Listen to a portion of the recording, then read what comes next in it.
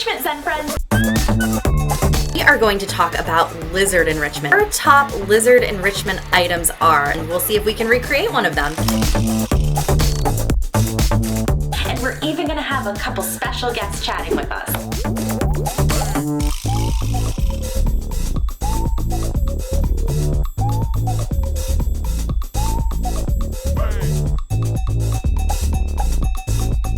We have a brand new video coming at you right now where we are going to go over a bunch of different enrichment options or ideas and how I built them and how I executed them. I really want to focus on the 5 senses, so that's going to include touch, sight, smell, taste, and sound. If you enjoy this video, make sure you like it and subscribe to our YouTube channel, as well as hit that notification bell so that you'll be notified for more videos like this. We want to see all your great enrichment ideas. Make sure you tag us by following the instructions down in the description below. Let's get started. Something simple that you can do to provide environmental enrichment is a little sound machine. And you don't even have to get anything like this. You can literally use like your Alexa or your phone, but just to play some nice, soothing, like rainforest sounds is what I typically do for my reptile room. So this is actually an old baby sound machine that I had found, and I like the summer night option. It has this really nice like chorus of crickets and just like little wind sounds. I think it definitely provides some good ambiance for our reptiles. So another form of enrichment that we can do is change around all of the furniture inside of Chi's enclosure. So this is going to provide visual stimulation as well as mental stimulation, so that he will have to figure out where he needs to go bask now and where his food bowl is going to be. So it's not major changes and he'll be able to find all of those things, but it'll give him a little bit of a challenge.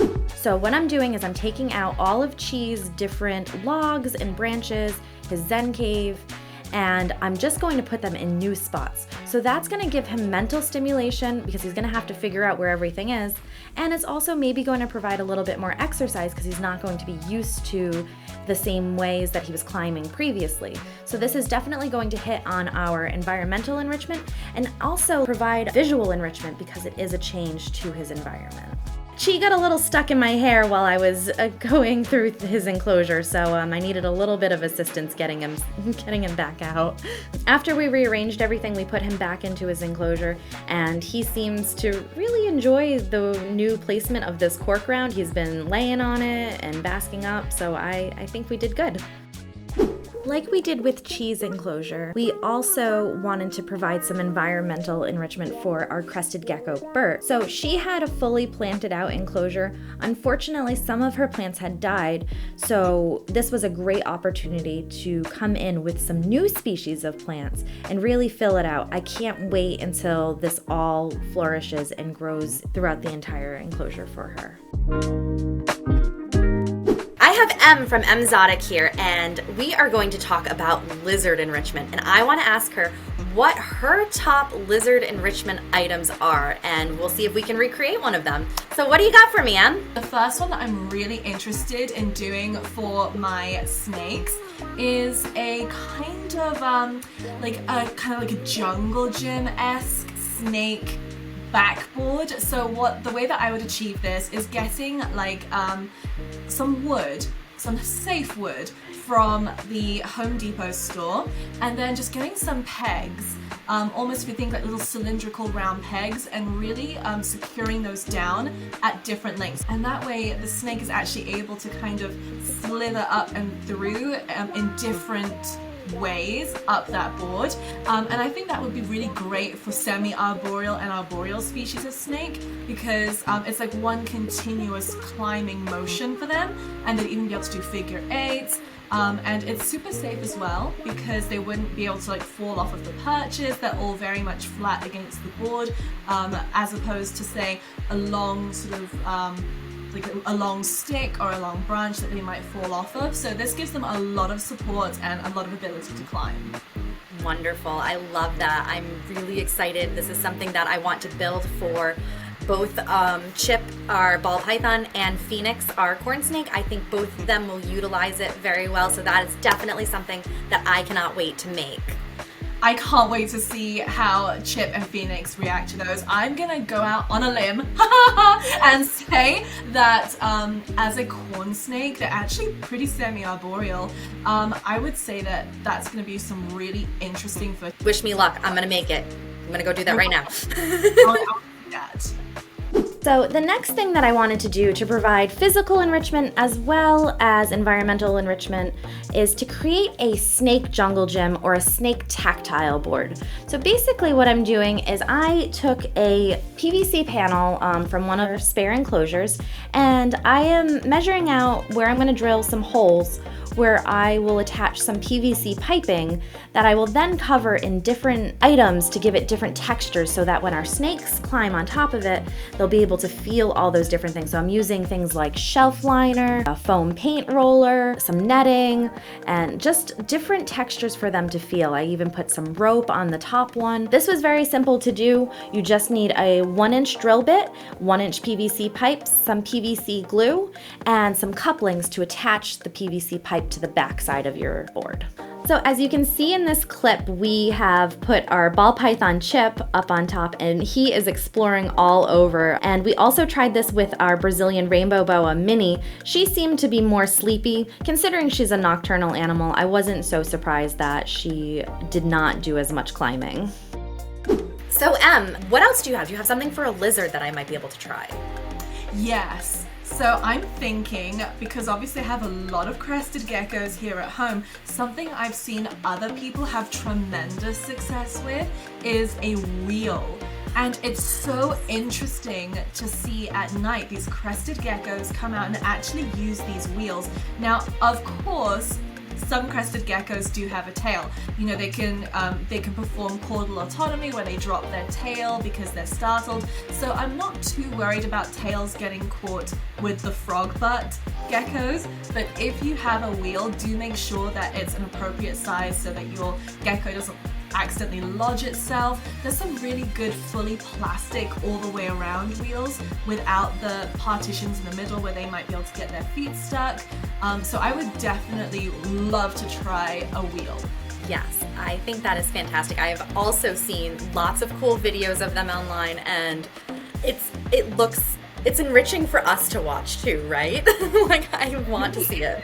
It's enriching, and I've actually seen people purchasing these very basic baby monitor style video cameras where you can hook them up and they've got infrared, so you can see obviously at night your crested geckos and just how active they can be if you give them something new to explore.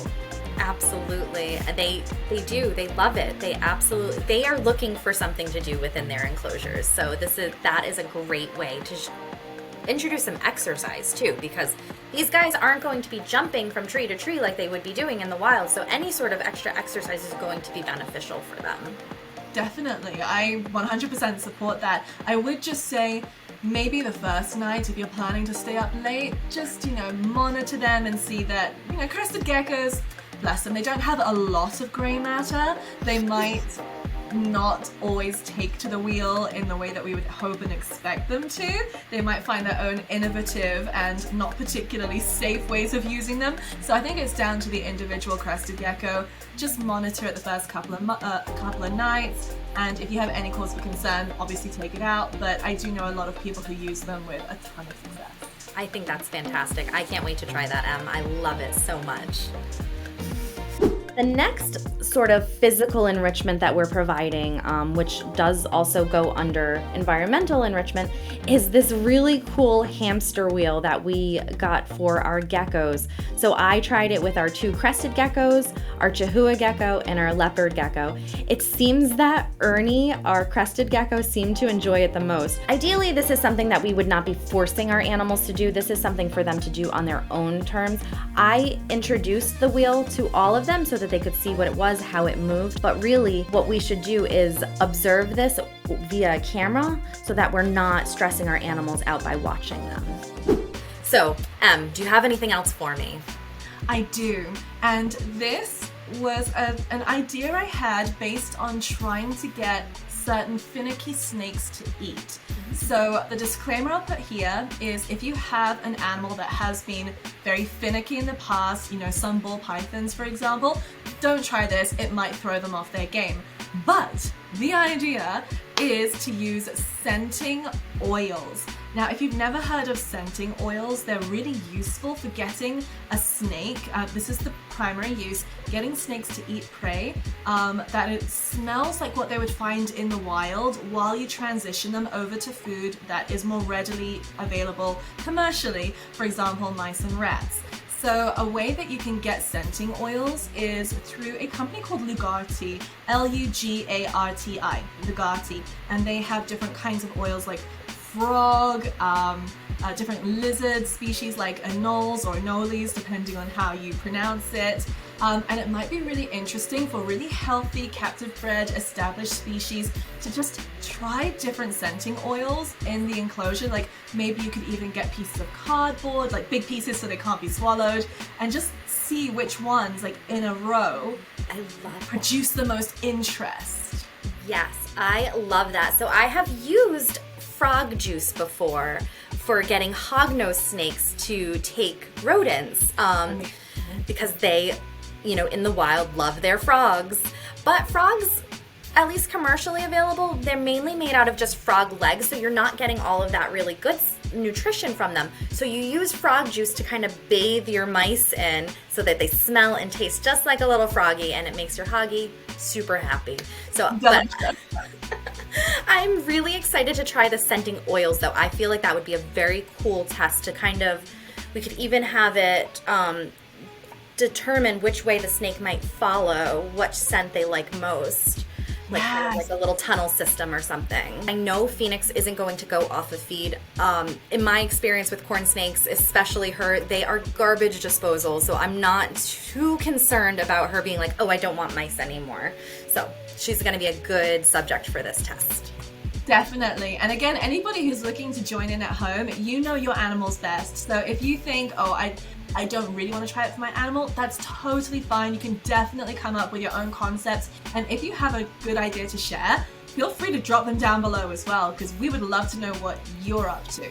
Absolutely. I want to try all of, you know, we have this collection of animals and there's only, you know, my brain can only go so far with enrichment, and I can always use suggestions, and I always want to provide these critters with everything that I possibly can. So more ideas. Awesome. Thank you so much for joining me, Em. I appreciate you. Appreciate you. Thank you so much for having me. What I did was I took 2 of her prey items, which are frozen thawed mice. I soaked 1 in water and I soaked 1 in frog juice from Reptilings. And I wanted to do this to see her scent response, to show her something that wasn't her typical mouse scent and see if she was interested in it. And she went right for the frog juice mouse, so that made me really excited to see that she's totally open for variation. Another great way to provide your reptiles with enrichment and to entice their sense of smell is to create these little scent pouches. So what I'm doing is using some safe herbs, or at least safe herbs that would be okay for omnivorous animals, because clearly my Savannah monitor is not an omnivore, he is a carnivore. So these scents are going to be novel to him, things that he doesn't typically see. So I chose things like sage, oregano, parsley, basil, and he really seemed very interested in that little blue pouch. In the next segment, I want to talk about mental stimulation, and one of my favorite things to use with lizards and potentially even snakes, though I haven't tried it yet, is these dog puzzle feeders. So I really like this one that has both options of sliders and latches, so it's a little bit more challenging. Another great option are the ones that are all sliders. These might be a little bit easier for our like blue-tongued skinks that might just use their nose to move things around versus their actual limbs. And then this one is a little bit more complicated. I'm trying this one with Rosie and I haven't done it yet, but basically each little layer spins, so there's lots of opportunities for different treats. When they get a bug, receive a bug, whether I give a free bug or if they open it correctly and retrieve the bug themselves, I give them a little click with this dog clicker to reinforce that it's good behavior. So my process when introducing one of these puzzle feeders to the reptiles is to use a clicker and bugs. So every time I give a bug to the animal, I give a click. So I'm going to give some free bugs in the beginning so that they know that that click is associated with getting fed. Now with Rosie, she picked this up right away. I showed her how to open the latches. She has that really great sense of smell. She was able to find those bugs right away. Now when I tried this with Chi, I don't want to say he's not as smart as Rosie, but he might not be as smart as Rosie. I did a lot of association with him. I showed him the bugs. I let him have some free ones. I showed him how the latch opens and closes. I'm not forcing him to do anything yet, but I'm gonna keep repeating this process so that he can see it, and eventually he will learn and be able to open up those latches himself. Hi Lori, I'm so excited to have you here today. I want to hear about your favorite snake enrichment options. I can't wait to hear about them. I'm gonna tell you about two, and I'm gonna demonstrate why these are my two favorite. I guess we should talk about this one first because there's a snake climbing on it behind me. Oh my God, look at that. I wow. enjoy snakes that climb, and so much of the enrichment that I design or buy or throw together has to do with climbing. And it's great for medium-sized snakes who are semi-arboreal, arboreal, or even terrestrial, but that enjoy some climbing. So this is Merlin, my inland carpet python, and as you can see, I actually started him out in this exercise tent behind me, but he did not waste any time leaving it to climb on these climbing items. Wow, and isn't that amazing? This is a repurposed parrot tree that I bought from a parrot rescue. So it's pretty elaborate, and I added other things to it that I thought snakes would like. And then I see there's different textures and stuff to touch. There is. Oh, and then wow. this is just a cat tree. And I like to buy the cat scratching posts or cat trees that don't have carpet on them. This one is wood. And then I've added perching to it, and I have a rock on one level and some real branches. So all of these climbing things have different textures on them. So not only are there things for the snakes to climb on and grip onto and anchor onto, wrap around and explore that way, but there are different textures. So I have netting on here, I have bamboo on here, wood. So I really enjoy that. But a simple solution, if you don't have tons of money and you're not skilled at building stuff, is just an upside down kitchen stool. Oh my God. And then you can That's just beautiful. tie stuff to it. But honestly, even if you tie nothing to it, just turning it upside down works great. Now, oh yeah, because you could go to Goodwill, you could find a stool nice and easy, and you just attach that. That's so brilliant. Absolutely. I love that. So the other item that I like, these portable dog exercise pins, the cloth ones, because I can put snakes like Rodney in here with enrichment items, and honestly, you can spend money on hides and climbing stuff and rocks and snake reptile enrichment, but what they tend to use are cardboard boxes. They love cardboard boxes, and so things that you were going to throw away anyway, before I throw them away, I toss them in these exercise tents, and I leave them in there for a few days at a time, and the snakes just love empty boxes or even empty like laundry detergent containers that you wash out. I just pile a whole bunch of those in there for snakes like Rodney, my corn snakes. I have a Korean rat snake, snakes like that I just don't trust and use. And I can leave them in the exercise tent for hours and hours to explore the cardboard boxes. You can also put for your terrestrial snakes different boxes in there with different types of substrate. I've used like old fruit that I'm gonna throw away. I used to feed it to our potbelly pigs, but they've all passed away. I'll put it in a big Tupperware container and set it in there, and like my hognose snake will like investigate that fruit that I'm gonna throw out, and she'll burrow. Yeah. So you can literally, come up with ideas like that for your snakes that are terrestrial. For semi-aquatic snakes or even snakes that like to swim some, you can put pans of water in here. Make sure that the temperatures are correct. Rodney will actually, sometimes I'll set up foraging exercises for her in this tent. So I'll hide food items in there, and I will actually submerge some of the food in water, and she'll dive under the water and get it. Oh, That's lovely. I know. Lori, you have so much knowledge when it comes to providing these guys everything that they need physically, mentally. Oh, it makes me so happy. I love all of those and I can't wait to try them myself. I think that's so Something great. else I used to use for enrichment before my super dwarf retic moved into it permanently is the 4x2x4 Zen habitat.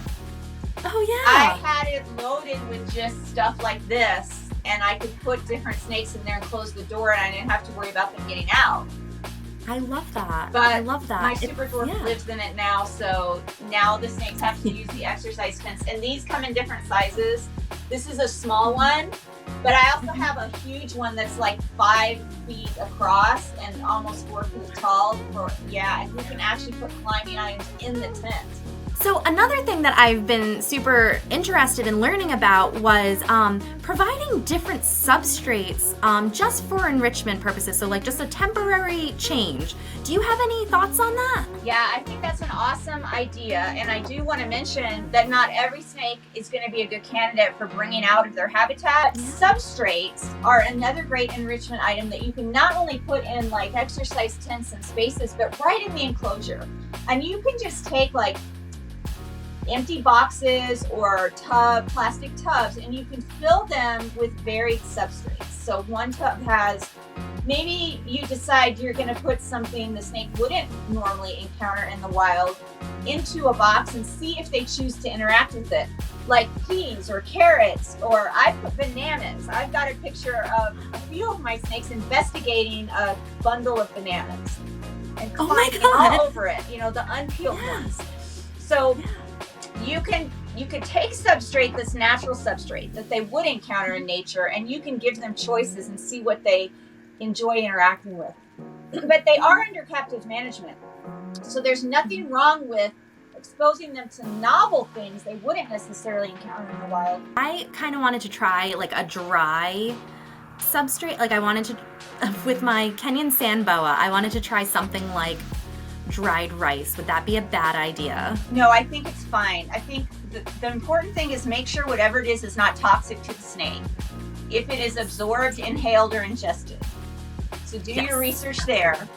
And the other thing is that you're not forcing the interaction, that you're putting that substrate in there, making it available, and then the snake can choose to interact with it or not. Whether that is something that's dry or wet or mud or different thicknesses of substrate, but like things like dried rice, and I'm also thinking fall, like autumn, and things you see like Indian corn and all of the dried things that people use as fall type decorations.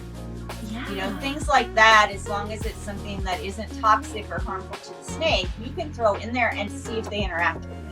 For this little bit of physical enrichment / environmental enrichment, I provided a big 10-pound bag of rice in a bin for my Kenyan sand boa, Mr. Cheese.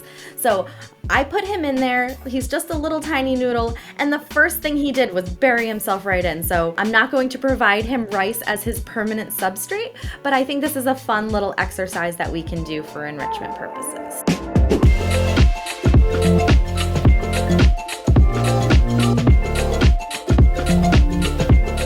Joined by a couple amazing guests, and we showed you a bunch of different ways to provide enrichment for your reptile pets, and I can't wait to see you execute them or even see the other options that you like to provide your animals. So make sure you sign up for our Zenrichment challenge. The description is down below. And again, if you like this video, make sure to subscribe to our channel, hit that notification bell, drop us a comment. I want to hear from you. I want to talk enrichment. It's going to be so much fun. This is so important for our critters. Thanks so much for watching.